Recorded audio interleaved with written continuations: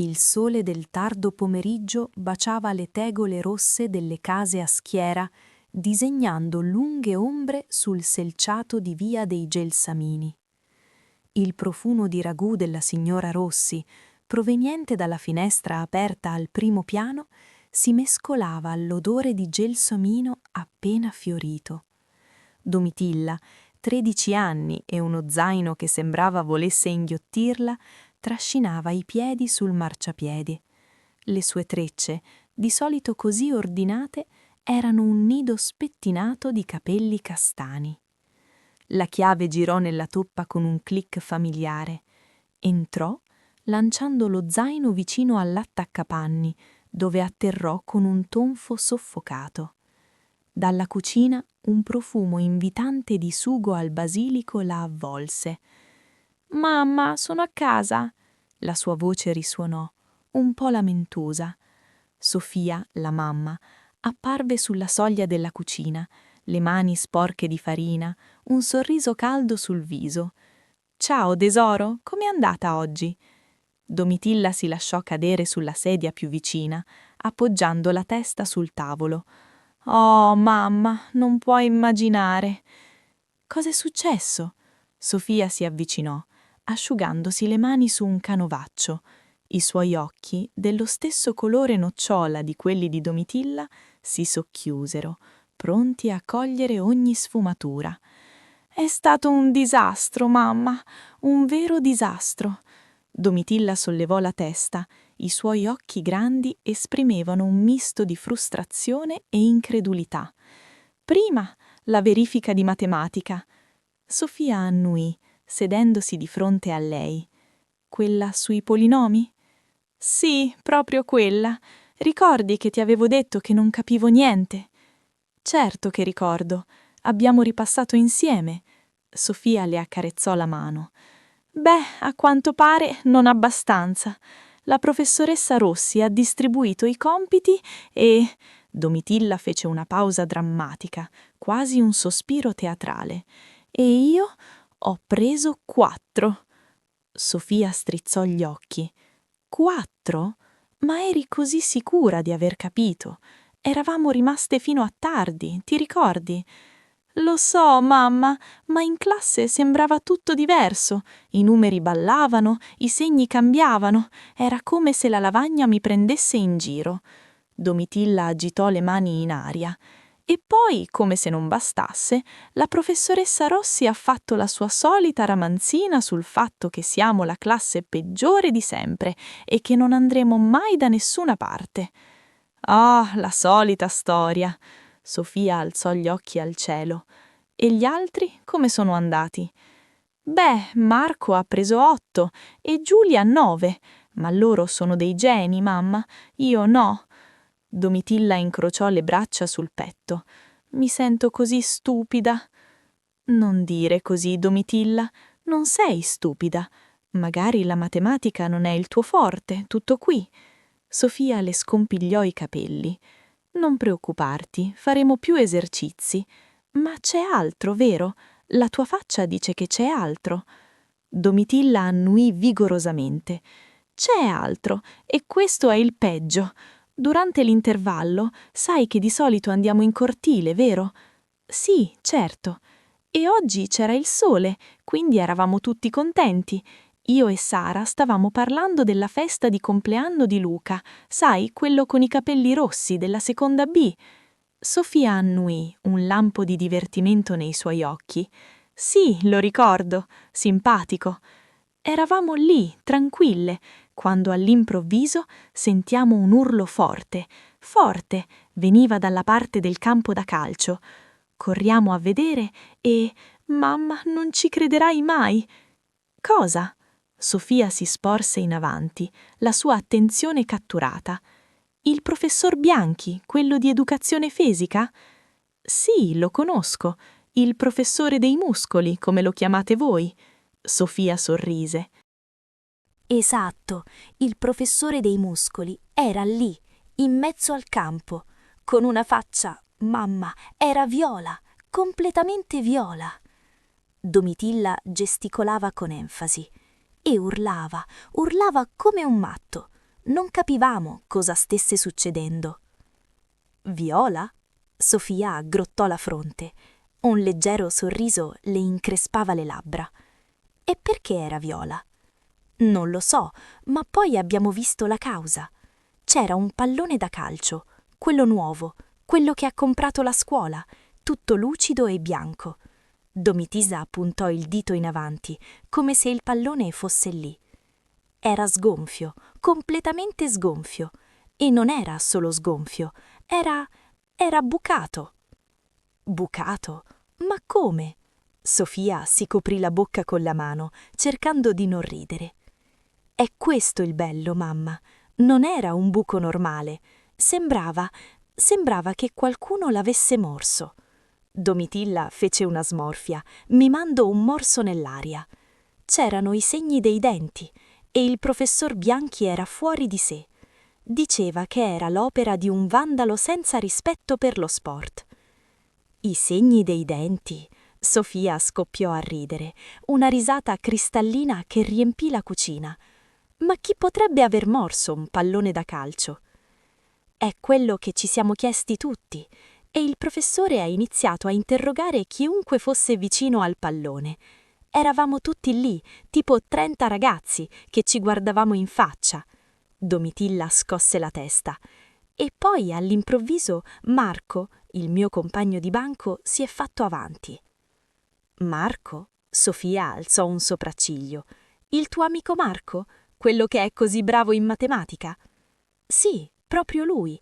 E ha detto, con la sua voce calma, «Professore, io so chi è stato». Domitilla si strinse nelle spalle.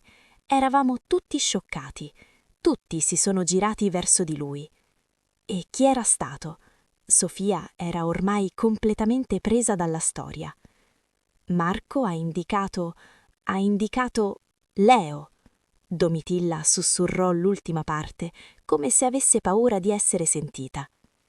In quel momento la porta si aprì e Marco, il papà, entrò in casa, la valigetta in mano e un sospiro stanco. «Ciao famiglia, che profumo squisito, Sofia! E tu, Domitilla, com'è andata la giornata scolastica?» Domitilla e Sofia si guardarono, un lampo di intesa nei loro occhi. «Papà!» Domitilla saltò su. «Non puoi immaginare cosa è successo oggi a scuola!» Marco posò la valigetta e si tolse la giacca. «Oh no, quando dici così solitamente significa che è successo qualcosa di epocale. La professoressa di storia ha indossato di nuovo il suo vestito a fiori improbabile?» «No, papà, molto peggio». Domitilla si precipitò verso di lui, prendendolo per mano e trascinandolo verso il tavolo. «Mamma, diglielo tu del pallone». Sofia sorrise divertita. «Tesoro, Domitilla dice che a scuola è successo un disastro. Qualcuno ha morso il pallone da calcio nuovo e con i segni dei denti». «Morso? Un pallone da calcio? Ma come si fa a mordere un pallone da calcio? E chi potrebbe essere così eccentrico?» Domitilla, con il fiato sospeso, si preparava alla rivelazione. E Marco, il mio compagno, ha detto che sa chi è stato e ha indicato Leo. Marco, il papà, si bloccò a metà strada verso la sedia. I suoi occhi si spalancarono. Leo? Ma il nostro Leo ha 7 anni, non può essere lui. È quello che ho pensato anch'io, papà. Domitilla annodì con foga. Ma Marco era così convinto e il professor Bianchi era furioso. Ha chiamato il preside e poi hanno chiamato i genitori di Leo. I genitori di Leo? Marco si lasciò cadere sulla sedia. «Ma Domitilla, il nostro Leo non va nella tua scuola, va alle elementari, nella scuola qui vicino». Domitilla si schiaffeggiò la fronte con la mano. «Oh no, papà, non il nostro Leo. Marco, il mio compagno, si chiama Leo. C'è un altro Leo in classe con me. Leo Rossi, quello con gli occhiali». Sofia scoppiò di nuovo a ridere, seguito da Marco il papà, che si teneva la pancia. La tensione nella cucina si sciolse in un'ondata di ilarità. «Ah, Domitilla!» Marco il papà asciugò una lacrima dall'angolo dell'occhio. Per un attimo ho immaginato il nostro piccolo Leo con i denti piantati in un pallone. Ma allora cosa è successo a questo Leo Rossi? Beh, il professor Bianchi lo ha portato in presidenza e tutti ci siamo chiesti perché avesse morso il pallone.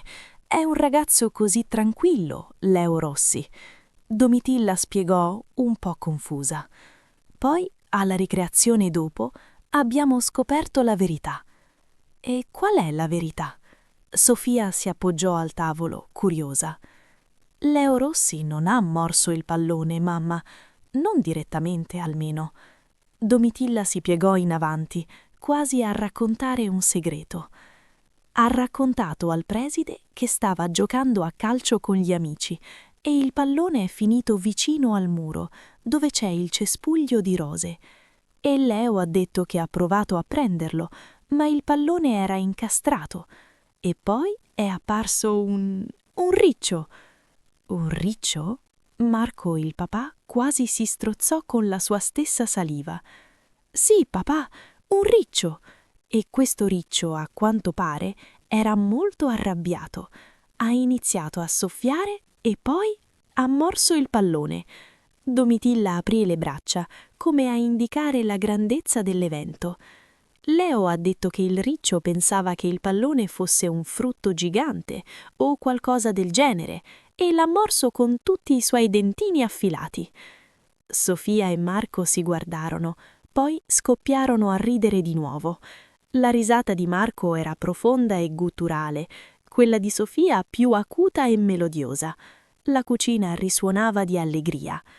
Un riccio che morde un pallone. Marco, il papà, si asciugò gli occhi. Questa è la storia più assurda che abbia mai sentito. E non è finita. Domitilla, ora più divertita che frustrata, continuò. Il preside, all'inizio, non ci credeva. Pensava che Leo Rossi stesse inventando tutto per non prendersi la colpa. Ma poi Leo ha detto: «Se non mi credete, andate a vedere. Il riccio è ancora lì, sotto il cestuglio». E ci sono andati? Sofia era curiosa. Sì, il preside, il professor Bianchi e persino la professoressa di italiano, la signora Martini, che di solito è sempre così seria. Sono andati tutti e tre, con Leo, a vedere. Domitilla fece un gesto ampio con le mani. E lì, mamma, c'era davvero il riccio, un riccio enorme, con gli aculei tutti dritti, che soffiava e guardava il pallone bucato come se fosse il suo trofeo. Marco, il papà, scosse la testa, un sorriso permanente sul viso. Un riccio, chi l'avrebbe mai detto? E poi? Il professor Bianchi era ancora un po' arrabbiato, ma anche confuso. Il preside ha detto che non era colpa di Leo, e la professoressa Martini ha persino tirato fuori il suo telefono per fare una foto al riccio. Domitilla ridacchiò, ha detto che era una prova vivente della forza della natura e che avrebbe scritto una poesia. Sofia sorrise. La professoressa Martini era sempre un po' artistica. Sì, ma non è finita qui, mamma. Il preside ha detto che dovevano chiamare qualcuno per portare via il riccio, perché non poteva stare in cortile. E allora hanno chiamato i vigili del fuoco. I vigili del fuoco per un riccio. Marco, il papà, spalancò gli occhi. Ma è incredibile! Sì, e sono arrivati con la sirena e tutti i ragazzi si sono affacciati alle finestre. Sembrava un film. 2 vigili del fuoco, con guanti spessi, hanno cercato di prendere il riccio, ma il riccio non voleva saperne. Ha iniziato a correre per il cortile e loro gli correvano dietro. Domitilla si alzò e mimò la scena, correndo sul posto. Sofia e Marco ridevano così forte che le lacrime scendevano loro dagli occhi. E alla fine l'hanno preso? Sofia, tra una risata e l'altra, riuscì a chiedere. Sì, l'hanno preso, con una specie di rete speciale, e poi l'hanno messo in una scatola e l'hanno portato via. Hanno detto che l'avrebbero liberato in un bosco lontano dalla scuola. Domitilla si sedette di nuovo, un po' senza fiato. E il professor Bianchi ha detto che avrebbero comprato un pallone nuovo, ma ha anche detto che la prossima volta, se un pallone finisce vicino al cespuglio, dobbiamo chiamarlo e non toccarlo. Marco il papà si era calmato un po', ma il sorriso gli è rimasto stampato sul viso. Quindi la tua giornata è stata un disastro, ma anche un'avventura con un riccio arrabbiato. Esatto, papà. E la cosa più divertente è che la professoressa di scienze, la signora Moretti, ha detto che la settimana prossima parleremo di animali selvatici e che il riccio della scuola sarà un caso di studio. Domitilla scosse la testa, ancora divertita. Non credo che dimenticherò mai questa giornata. In quel momento la porta si aprì di nuovo e Leo, il fratellino di 7 anni, entrò di corsa, gli occhi vispi e un sorriso dentato. «Ciao a tutti, sono a casa. Mamma, papà, Domitilla. Oggi a scuola abbiamo disegnato un riccio. Il mio è bellissimo, ha gli aculei tutti dritti». Domitilla, Sofia e Marco si guardarono, poi scoppiarono in un'altra fragorosa risata. Il piccolo Leo li guardò, confuso, poi si strinse delle spalle e andò a posare il suo zainetto, incurante dell'ilarità che aveva appena scatenato. «Ah, Leo!» Marco il papà riuscì a dire, ancora ridendo. «Non sai quanto sei in tema oggi». Domitilla si avvicinò al fratellino e gli scompigliò le capelli. «Sì, Leo, sei in tema, molto molto in tema». I suoi occhi brillavano di un misto di affetto e divertimento. La matematica era un ricordo lontano, quasi cancellato dall'immagine di un riccio infuriato e di un pallone bucato. La giornata era stata un disastro, sì, ma un disastro che avrebbe raccontato per anni. La famiglia riunita in cucina era avvolta dal profumo di basilico e dalla calda risata che solo le storie più assurde sanno provocare. E a voi è mai capitata una giornata iniziata male, come la verifica di Domitilla, ma finita con una risata? Raccontatemi il vostro disastro divertente nei commenti.